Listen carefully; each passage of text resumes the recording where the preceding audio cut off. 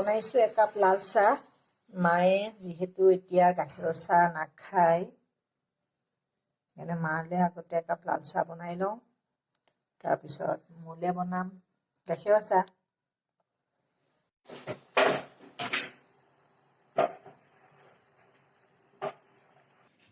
এতিয়া মই চাহৰ লগত ৰুটি খাই লওঁ। আজি মই ডিম নাখাওঁ, সেয়েহে মই ডিমৰ অমলেট নাই লোৱা। কেইটামান বাচন আছে, সেইকেইটা ধুই লওঁ। আৰু আজি বৰপিঠা বনাবৰ বাবে কেইটামান চাউল খুন্দিম বুলি ভাবিছোঁ, পিঠাগুড়ি, আৰু সেইবাবে মই কেইটামান চাউল তিয়াই থৈছিলোঁ। আৰু সেইকেইটা এতিয়া পানীৰ পৰা টুকি পেলাই অকণমান পানীটো শুকাবৰ কাৰণে ৰ'দত দি থৈছোঁ। আপোনালোকক মই দেখাম। পানীটো যেতিয়া টোক খাব তেতিয়া সেইকেইটা খুন্দিব লাগিব, আৰু খুন্দি পেলাই বৰপিঠা বনাম। পিঠাটো বনালে বাৰু আপোনালোকৰ লগত শ্বেয়াৰ কৰিম। এতিয়া মই পটাপট বাচনকেইটা ধুই লওঁ। এইকেইটা পিঠাগুড়ি এনেকৈ ৰ'দত দি থৈছিলোঁ আৰু অলপ জৰজৰীয়া হৈছে, আৰু অকণমান সময়ৰ পাছতে ইয়াক খুন্দিব পৰা যাব। পিঠাগুড়িকেইটা মই এনেকৈ খুন্দি ল'লোঁ, কিন্তু এইটো পিঠাগুড়ি ৰ'দত যদি বেছিকৈ শুকুৱাই দিয়া যায় তেতিয়া বৰপিঠাটো ভাল নহয়। সেইবাবে মই যিহেতু পিঠাটো দেৰিকৈ পুৰিম, গতিকে পিঠাগুড়িখিনি এতিয়া মই ফ্ৰিজতে ভৰাই থৈ দিম।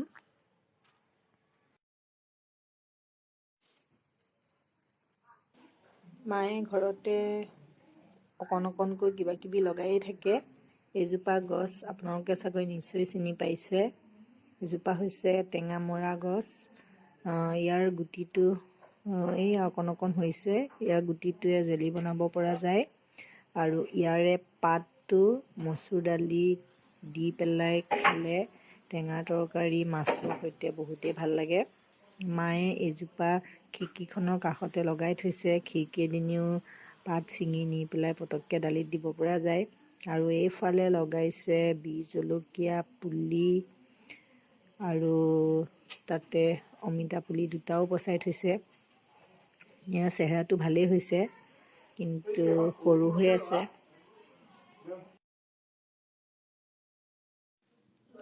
এইজোপা হৈছে বিহ জলকীয়া, আৰু এইজোপা বিহ জলকীয়া লাগি আছে, কিন্তু পৈণত হোৱা নাই, খাব হোৱা নাই এতিয়া, কিন্তু লাগি আছে।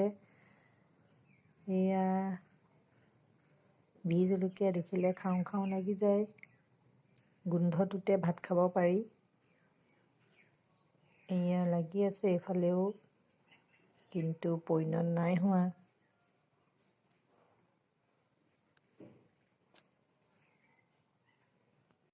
বিহ জলকীয়া গেছৰ বাবেও ভাল বুলি শুনিছোঁ, কিন্তু কিমান দূৰ ভাল হয় নাজানো।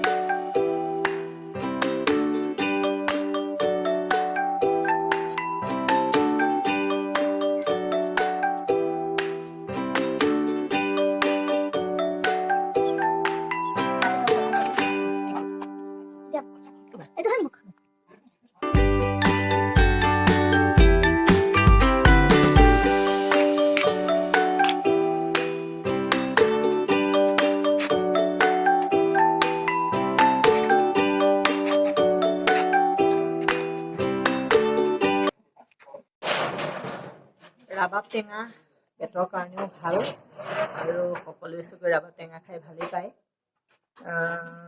ৰাবাব টেঙা বুলি ক'লে পুৰা জিভাৰ পানী পৰি যায়। এয়া আমাৰ ল'ৰালে জলকীয়া নিদিয়াকে অলপ থৈ দিছো, সি জলকীয়া খাব নোৱাৰে। আৰু আমালে এতিয়া পুৰা জলকীয়া দি সানি দিছো, কাৰণ টেঙাত যদি জ্বলাটো নহয় তেতিয়াহ'লে ভাল নালাগে খাই। আৰু ধনিয়া পাতৰ গোন্ধটো ক'বই নালাগে। খাই লওঁ।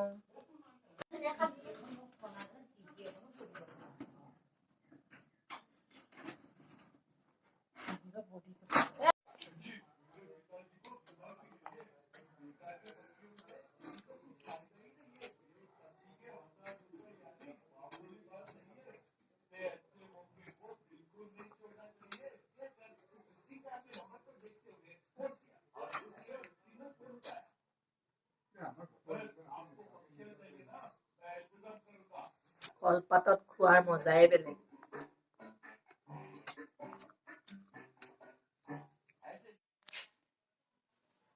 মাৰ ভাত হৈ গ'ল আৰু ভাতকেইটা খাই পেলাই অকণমান ৰেষ্ট লৈ লওঁ। আপোনালোকক আবেলি আকৌ লগ পাই আছো। আজি দুপৰীয়াৰ সাজত আছে কবি আলুৰ ভাজি আৰু পাপৰ, ইফালে আছে মাছ, ফুলকবি আলুৰ তৰকাৰী আৰু লগতে আছে বিহ জলকীয়া। এতিয়া বাজিছে সন্ধিয়াৰ 5টা আৰু আমাৰ ঘৰলৈ আহিছে আমাৰ মাহী আৰু বৰমাও আছে। গোটেইখিনিয়ে মিলি কথা পাতি আছে আৰু দেউতাও আহি পাবৰ হৈছেহি। তুমি যাব লাগে, কাকাহঁত আহিছা, আকৌ মোক মাতিবলৈ আহিছা। কাকা আহি গ'ল, কাকা আহি গ'ল, কাকা আহি গ'ল, পাই গ'ল আহি।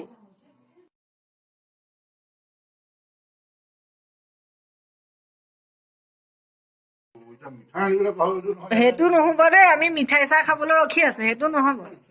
দেউতাই মিঠাই নাই অনা বুলি জোকাই, আমি মিঠাই চাহ খাবলৈ ৰখি আছো, মিঠাই নানিলে।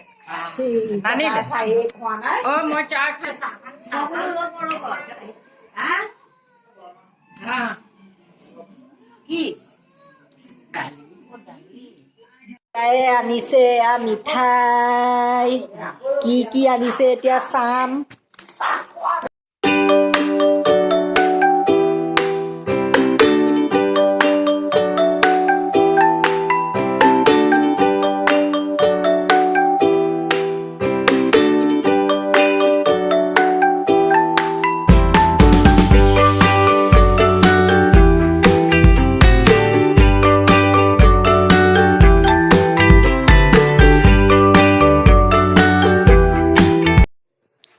দেউতাই মাংসও লৈ আহিছে, সেয়েহে মাংসৰ বাবে এয়া পিঁয়াজ, আলু, আদা, নহৰু গুচাই ৰেডি কৰি থোৱা হৈছে।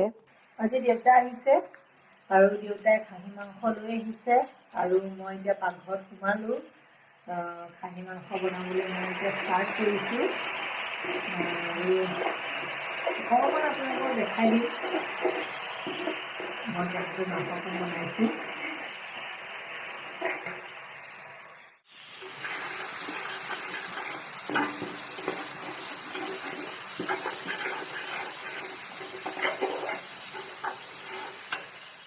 এইখিনি মই মছলা সানি থৈ দিছোঁ। আজি দুবিধ মাংস আছে, এবিধ হ'ল খাহী আৰু আনবিধ হ'ল ব্ৰইলাৰ। মায়ে খাহী নাখায়, গতিকে মই আগতে এক্সট্ৰাকৈ খাহীটো বনাই লৈছোঁ, তাৰপিছত মায়ে ব্ৰইলাৰটো বনাব। এতিয়া মই ইয়াত মাংসখিনি দি দিছোঁ।